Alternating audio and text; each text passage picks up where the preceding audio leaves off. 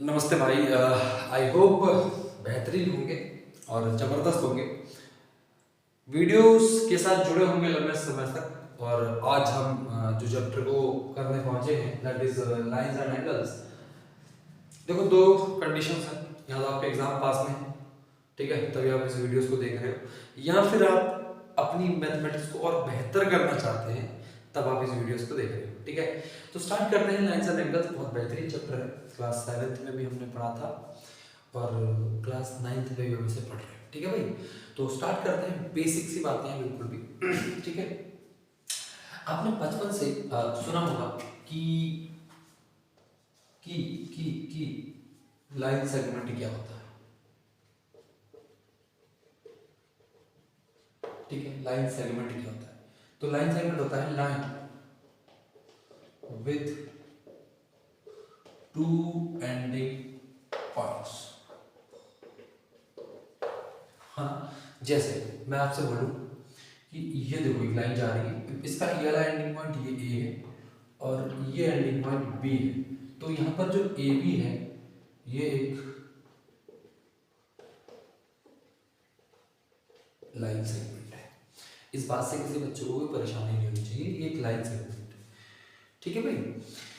अब समझना मेरी बात ध्यान से। अब एंगल क्या होता है? एंगल होता क्या है, सुनना। अगर मैं इस एक लाइन सेगमेंट को ले लूं और एक लाइन सेगमेंट ये वाला ले लूं, ये लाइन सेगमेंट ए बी है और ये लाइन सेगमेंट ए सी है। अब इनके बीच का ये जो इंक्लिनेशन बन रहा है ना, इंक्लिनेशन, इंक्लिनेशन, ठीक है। तो हमें लिख सकता है कि inclination between two line segment is called. बिल्कुल बेसिक सी डेफिनेशन है, हमें डेफिनेशन जाननी नहीं, लेकिन आपको बता रहा हूँ इसी मेथड में। एक्चुअल में इस एंगल को हम थीटा से रिप्रेजेंट करते हैं, लेकिन अब क्लास 9th के अंदर है तो आप थीटा मत समझो, इसको आप एक एंगल समझो, ठीक है। ये थीटा है, हालांकि हम इसको एंगल बोल रहे हैं। ये चीज समझ में आती है सबको? आप बोलेंगे हाँ जी सर, बिल्कुल, कोई परेशानी नहीं है इसमें। अब बात आती है कि पैरेलल लाइन क्या होता है। अब बात होती है कि पैरेलल लाइन क्या होता है। Parallel line, parallel line. अब मेरे को ध्यान से समझना। मैं एक लाइन सेगमेंट ले रहा हूं ए बी, ठीक है जी। फिर एक लाइन सेगमेंट लेता हूं सी डी, ठीक है। ये थोड़े से टेढ़े बन गए होंगे, कोई दिक्कत नहीं है, मैं आपको बताने की कोशिश करता हूं, ठीक है जी। ये लाइन सेगमेंट है सी डी। ध्यान से समझना, पैरेलल लाइन समझा रहा हूं मैं आपको।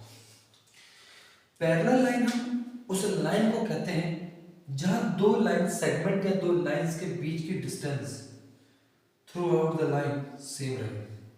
यहां भी सेम रहे, यहां भी सेम रहे, यहां भी सेम रहे। ये आपकी पैरेलल लाइन है। क्यों पैरेलल लाइन है? क्योंकि यहां पर ये बीच का जो डिस्टेंस इसका है ना, ये इक्वल है। बात ही समझ में? तो यहां पर आपको क्या समझ में आया कि पैरेलल लाइन उसे कहते हैं two lines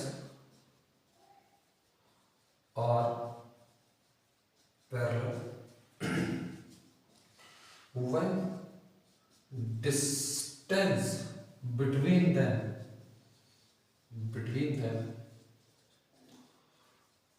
remain same throughout, ठीक है। दो लाइन तब पैरेलल होती है जब उसके बीच का डिस्टेंस क्या रहता है, सेम रहता है। अब पैरेलल है, जैसे ए बी पैरेलल है सी डी के, तो इसको रिप्रेजेंट करने का तरीका है।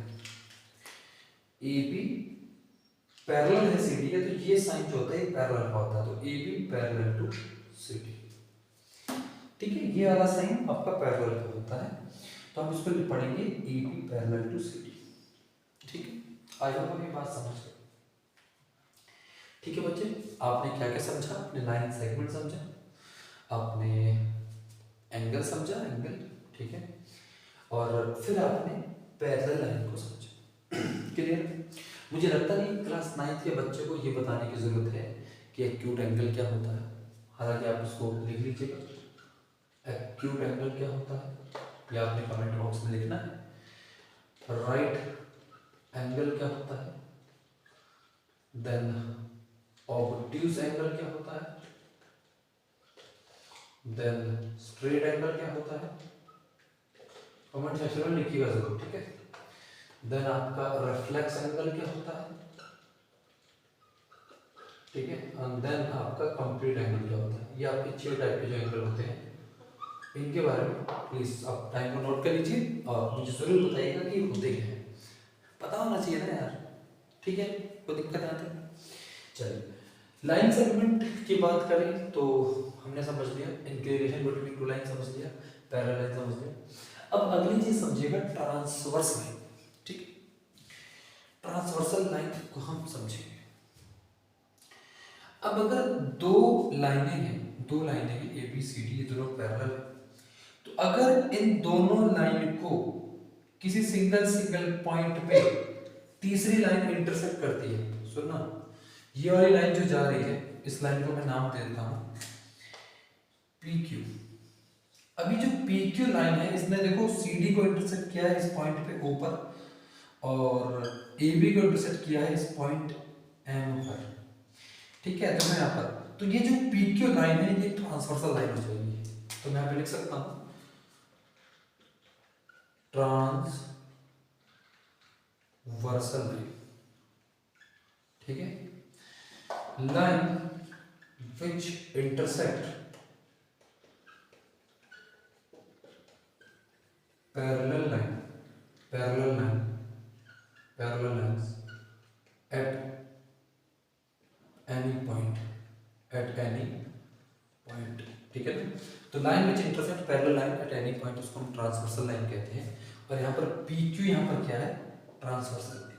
PQ is a transversal line. Please इसको एक बेहतर तरीके से नोट्स बनाते चलेगा, हम चीजें समझ पाएंगे बेहतर तरीके से, तभी हम चैप्टर को कर पाएंगे।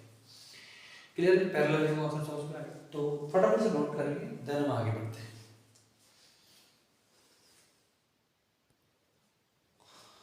तो नेक्स्ट समझते हैं, ठीक है। अब समझना मेरी बात ध्यान से। अब मान लीजिए ये आपका एक लाइन सेगमेंट है AB, और ये आपका एक लाइन सेगमेंट है CD, हालांकि थोड़ी सी टेढ़ी बन गई होगी, लेकिन इसको मैं नाम देता हूँ CD। अब देखिए ध्यान से, ये जो AB लाइन सेगमेंट है और ये जो CD लाइन सेगमेंट है, ये एक दूसरे को इंटरसेक्ट काट रहे हैं, इस पॉइंट पर काट रहे हैं, इस पॉइंट पर नाम देता हूँ O, ठीक है। तो AB लाइन सेगमेंट ने CD लाइन सेगमेंट को एक O पॉइंट पर इंटरसेक्ट किया है। अब यहां पर देखो तो यहां ये लाइंस एक बन गया, ये इंक्लिनेशन बीच में, ये देखिए ये वाला बन गया। सिमिलरली आप देखेंगे यहां पे इंक्लिनेशन बन चुका है। उसी तरह से आप देखेंगे कि यहां पे एक इंक्लिनेशन बना है और ये वाला भी बना है, ठीक है बच्चों। अब ध्यान से समझना, ये वाला जो एंगल बना रखा है मैंने, एंगल DOP, ये वाला एंगल इसके इक्वल होता है, किसके इक्वल होता है, AOC के। तो यहां पे लिखेंगे एंगल DOC बराबर है एंगल AOC। इसको रटना मत, बस समझना कि आमने सामने के एंगल बराबर होते हैं। सिमिलरली COB, एंगल COB बराबर हो जाएगा DOA के। किसके बराबर हो जाएगा, DOA के। ये एक पॉइंट याद रखिएगा, जब दो लाइनें एक दूसरे को इंटरसेक्ट करती हैं तो ये आमने सामने के बने एंगल बराबर होते हैं, और ये वाला एंगल इसके बराबर। कैसे होगा अभी जरूरत नहीं है, लेकिन आप इस चीज को समझना जरूरी है। ये दोनों एंगल बराबर है, और इन एंगल को हम जो नाम देते हैं वो कहते हैं वर्टिकली ऑपोजिट एंगल। क्या कहते हैं, वर्टिकली ऑपोजिट एंगल। कोई दिक्कत यहां तक किसी बच्चे को परेशानी, इसको शॉर्ट फॉर्म में लिख सकते हैं वर्टिकली ऑपोजिट एंगल। यहाँ तक आपको बात समझ में आनी चाहिए। हम तो अपने वर्टिकल अपोजिट एंगल सीखा, ठीक है। चलिए आगे बढ़ते हैं, ठीक है। चलिए, मैंने आप थोड़ी देर आपसे पहले पूछा था कि टाइप्स ऑफ एंगल बताएंगे, तो उसी में एक एंगल सीखेंगे, समझना। अब हम सीखेंगे linear pair of angle, linear pair of angle. अब एक बात ध्यान समझना, अब अगर मैं आपके सामने एक एंगल लाइन बनाता हूँ, ये आपका लाइन सेगमेंट मान लीजिए, ये पे यहाँ से ओ बी एक लाइन सेगमेंट है और ओ एक लाइन सेगमेंट है, तो आप कहेंगे सर इसके बीच का इंक्लिनेशन झुकाव कहाँ बन रहा है, तो मैं कहूँगा बेटा ये बन रहा है, ठीक है। अब ये जो एंगल बन रहा है ना, ये एंगल एक सिंगल लाइन पर है, तो इस एंगल को हम कहते हैं 180 डिग्री का एंगल, ठीक है। मेरी बात समझ में आ गई? अब ध्यान समझिएगा, अब अगर सिमिलरली मैं आपसे ये बोलूं, सिमिलरली आपसे मैं ये बोलूं कि एक ऐसी ही लाइन है, ये वाली, ये पॉइंट O है, ये B है, ये A है, लेकिन यहाँ पर मैंने दो एंगल बना दिए इस तरह से, और यहाँ पर इसको नाम दे दिया C।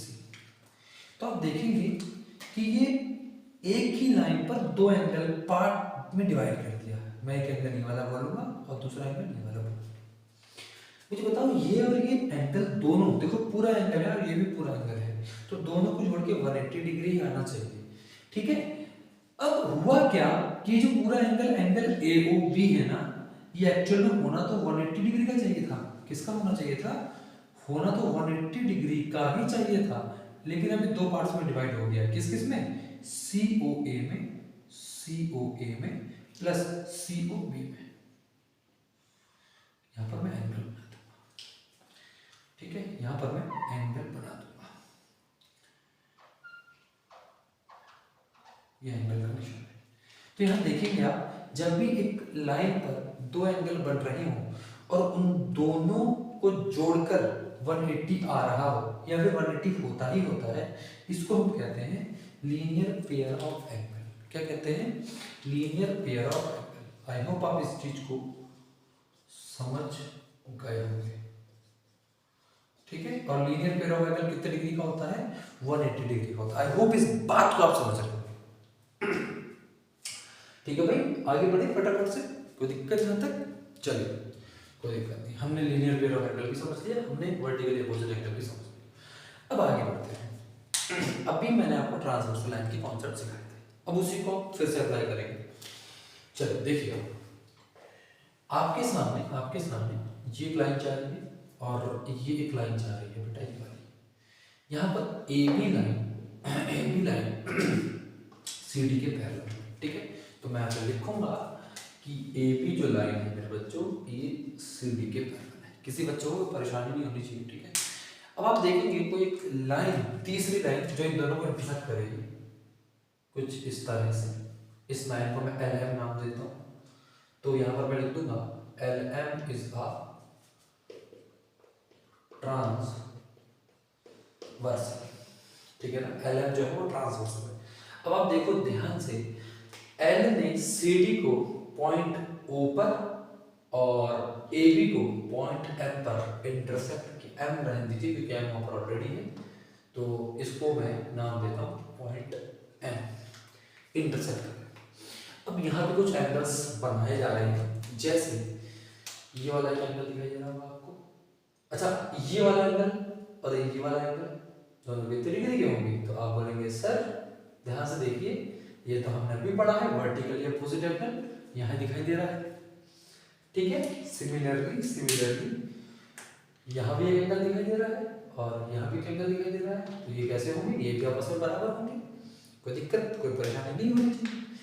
उसके बाद सिमिलरली आपको ये भी एंगल दिखाई दे रहा है और ये भी वर्टिकली अपोजिट दिखाई दे रहा है, ये दोनों भी बराबर होंगे। इस बात से किसी बच्चे को कोई परेशानी मुझे नहीं लगता होनी चाहिए, ठीक है।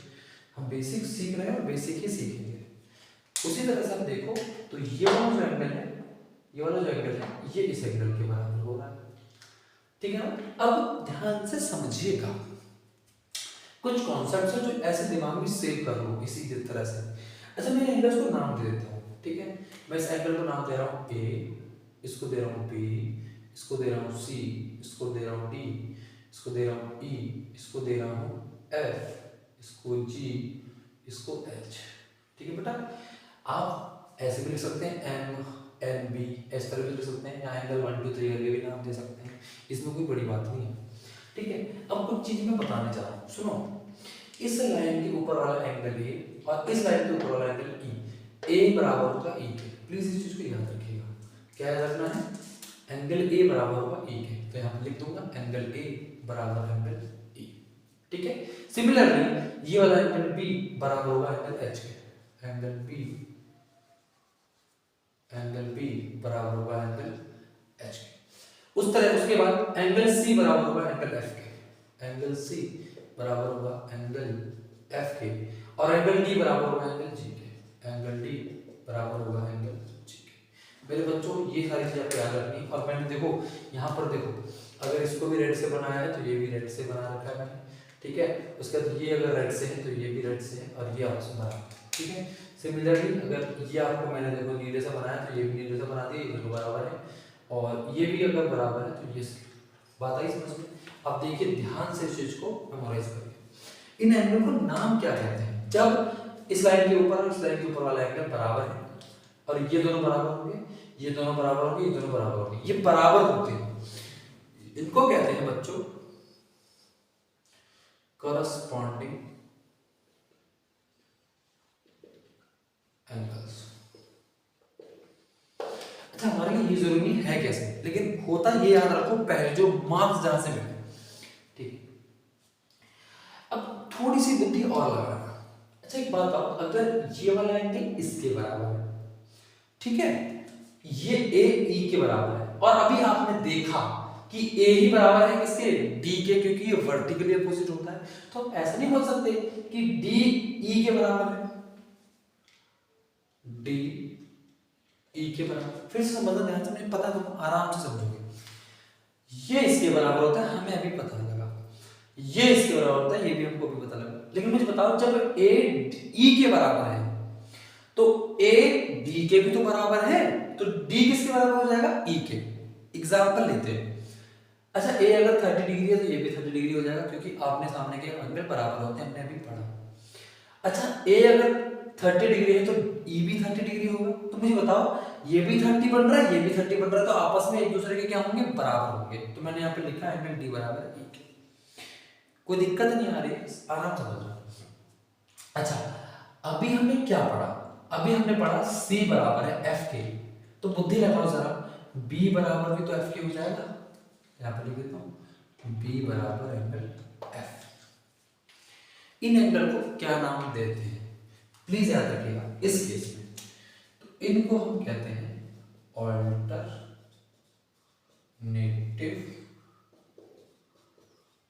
Interior angle. ठीक है, ऑल्टरनेटिव इंटीरियर एंगल, इसको शॉर्टकट में हम ऐसे भी लिख सकते हैं।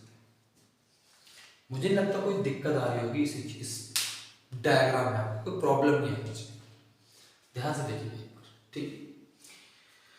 ठीक है बच्चे, चलिए अगला पॉइंट समझते हैं, अगली चीज समझते हैं। अगली चीज क्या समझनी है, कुछ नहीं समझना, हमने बेसिक सी बातें समझनी है। ठीक है ना, बेसिक सी बातें समझनी है, और हम बेसिक ही यहाँ डिस्कस कर रहे हैं। ठीक है, चलिए उसके बाद समझना। अच्छा एक बात बताओ, अभी आपने पढ़ा A बराबर है E के, दिमाग को मिसमैच मत होने दो, आराम से सोचो।